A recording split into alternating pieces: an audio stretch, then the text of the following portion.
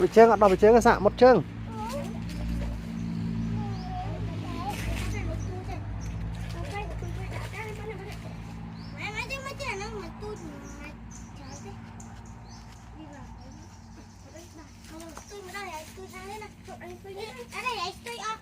sạ bị chương này bị chương pan này ơi này pan đây cho nhau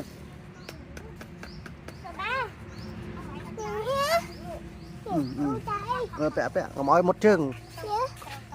phải không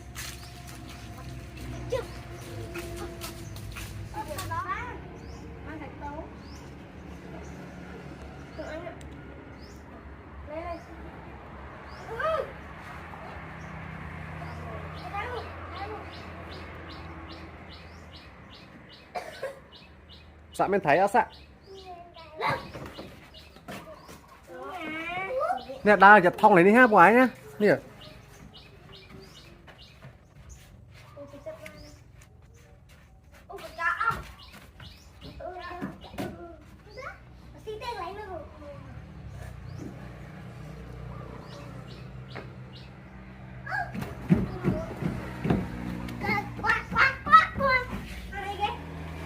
nó lại tôi ban ấy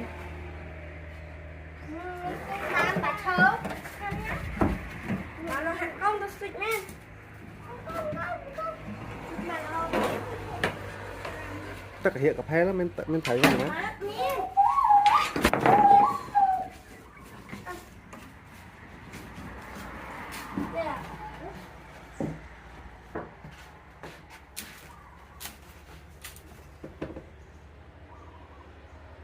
mẹ cầm lấy sai thì cầm lẹ sai nào năng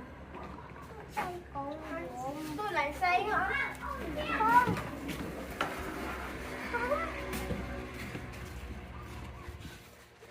sinh bẹ bị chương sinh sạ cái môi là của cho nó chơi nhưng mà nó chơi đấy bẹ bị chương chẳng bẹ bị chương thì sinh bỏ trao là vâng mình thấy áp sạ mình thấy kênh thấy ấy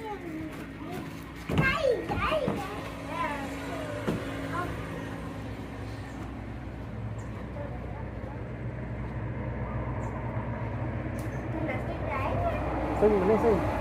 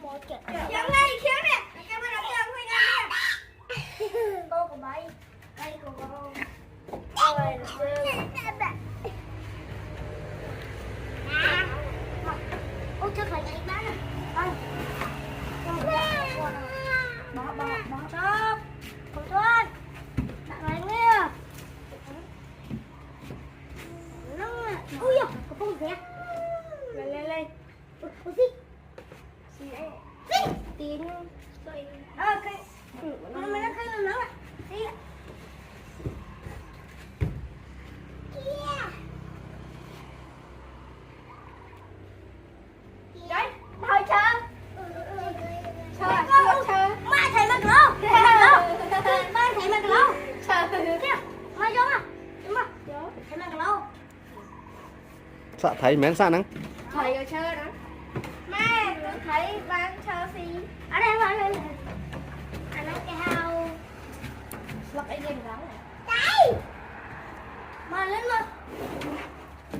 con ăn nói nè con ăn nói cày không ba cày không rồi khao mấy cái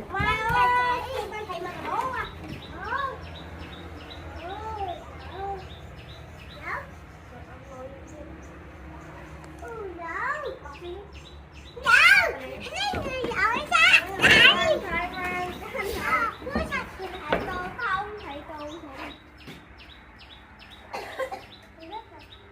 để không bỏ lỡ những video hấp dẫn.